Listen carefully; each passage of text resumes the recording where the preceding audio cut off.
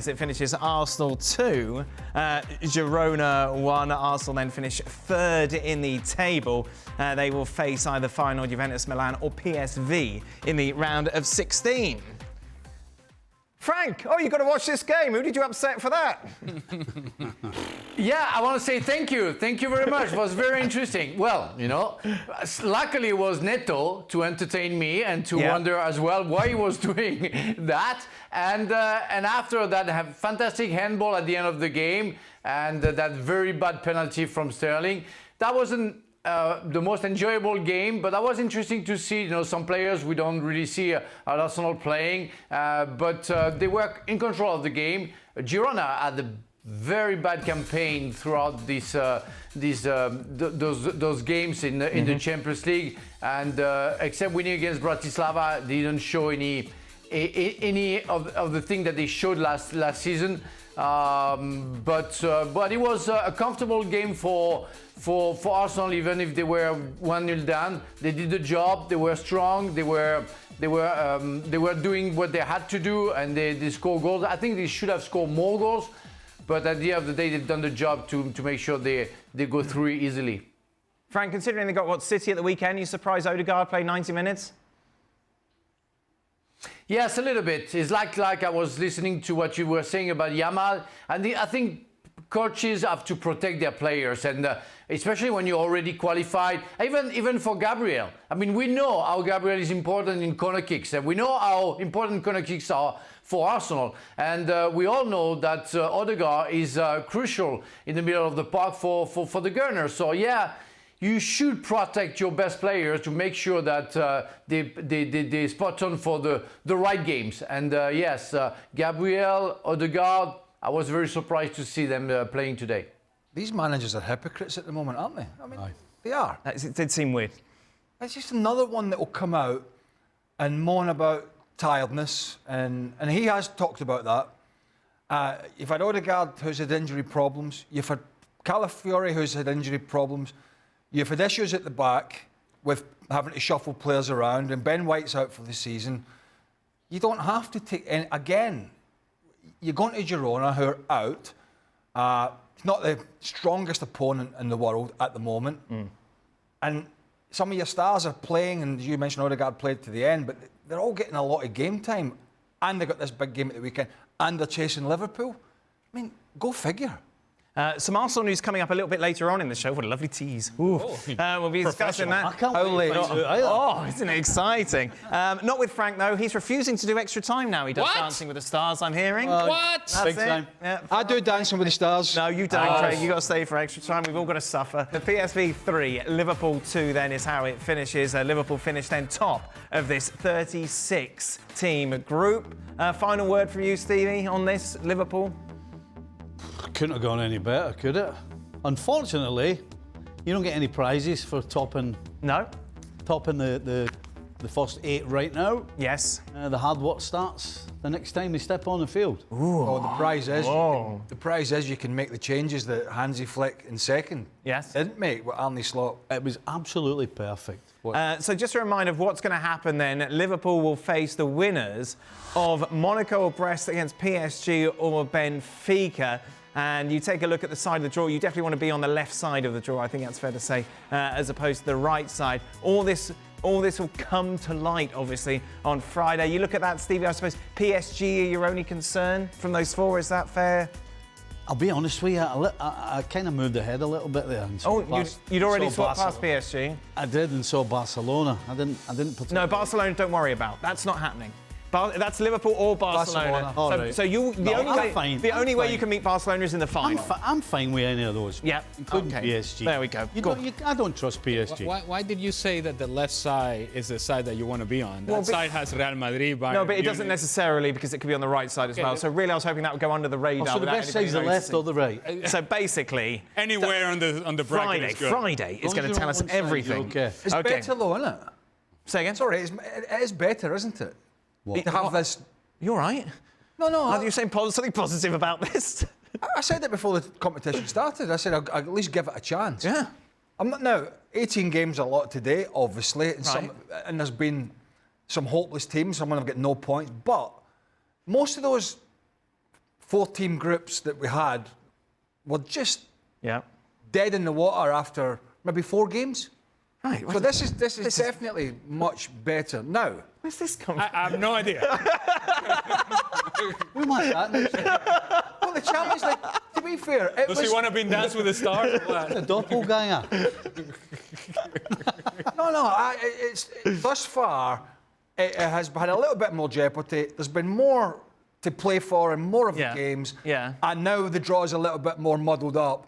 And, previously, I think they did realise it was sort of dead. It got to the group stage. Even the knockout stage at the start was, kind of knew who was going to go out and blah, blah, blah. Not till the last 8 that it got anywhere near interesting. At least this is interesting. Am I right or am I wrong? What's up? I think you're right. Make head nor tail of it. Everybody's not like... What do you mean you can't make head nor tail of it? It would be nice to figure out what's going on. Well, we'll learn a lot I'm more. sitting here looking at that Liverpool-Barcelona. Yes. That's what I mean. Yeah. No, What so if you're I said to you that everybody else... Nothing to do with the game. Yeah, I tell you what you take a look at the possible bracket. help 'em out. And I think what is good from this perspective is the sense that there is kind of a seeding element to it without it taking over everything. So what we've seen for the Champions League, obviously, over the last couple of years is like a dead side and then all the brilliant teams are on the other side. In theory, that shouldn't materialise this time round.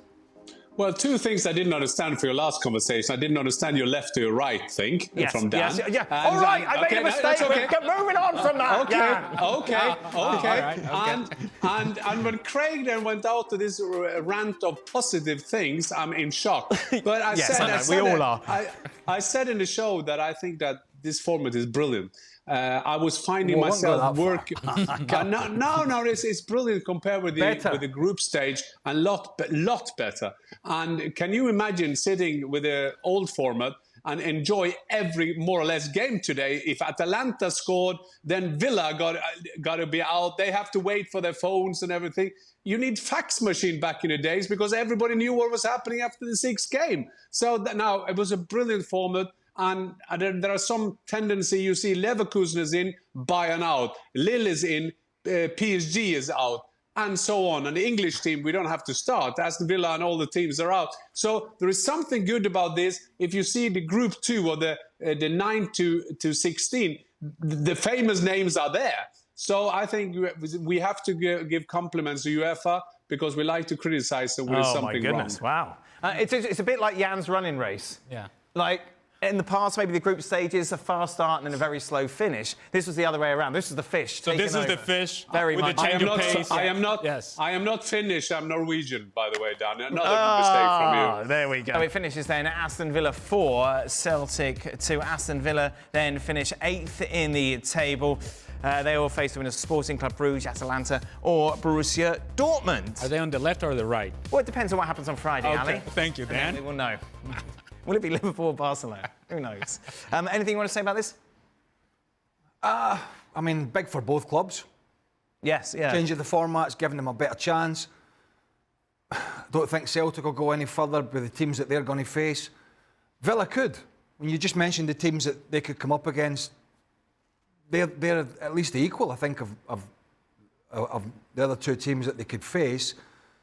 And they've been better in this competition than they have in the league this year. Mm-hmm. Now, I know we're probably going to talk about it. Maybe we are, maybe we aren't. There's been transfer speculation. We're going to talk about it, Craig. Don't you worry about that. Well, What a tease. That all sort of rolls into the conversation about how far you're going to go and how far you're going to finish up the league. Because if you start selling some of your players, I don't think they'll sell Watkins. But if you sell Duran, which it looks like they're going to do, he's been big for them coming off the bench when Watkins has been struggling. Yeah, it took all wind out of my sails, but there we go. There have been 2 bids. 2 bids for the Aston Villa striker. One for Ollie Watkins, 60 million, apparently has been wagered from Arsenal. That has been turned down. Meanwhile, Jhon Duran, 77 million euros has been offered for the striker. That will be accepted. He will be going to Saudi Arabia, according to reports that are breaking tonight. In place of Boniface, by the way. I don't know how he must be feeling. Well, you couldn't sell Watkins. First and foremost, you couldn't sell Watkins unless Unai Emery has given it the go-ahead because he thinks he's got somebody else. All the good work that Unai Emery has done, and you sell the star striker for them anyway, good player, midway through the season, that's going to fester a very, very bad relationship. Can't be allowed. But a little bit of admission from Arsenal, isn't it? Yeah. Oh, yeah. Yeah, eventually it looks like they've kind of figured out what we've been saying for a long time. They need a proper centre forward. So 100%. But I don't see how. It can't be possible that Aston Villa are even contemplating. Right. Unless it's a completely and utterly ridiculous fee that they're contemplating letting Ollie Watkins go. And for Duran, if you're from Villa perspective, it's a no-brainer. 77 million for... Well, and as good as he has been coming off the bench, it is coming off the bench. Right. So if you're thinking Aston Villa making a run in the league this season, it's going to be because of Ollie Watkins, much more so than Jhon Duran. So yes, it makes sense that it's certainly a good piece of business.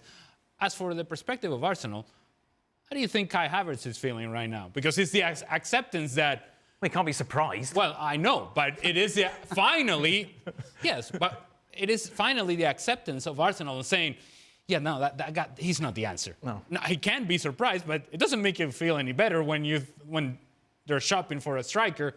What does that mean for you? Also, maybe they'll just say, well, it's not all those chances you're missing. It's Gabriel Jesus is out for 9 months, so we need to replace him. It's nothing to do with the... there you go. If you need someone to sugarcoat it, give Burley a call. Definitely.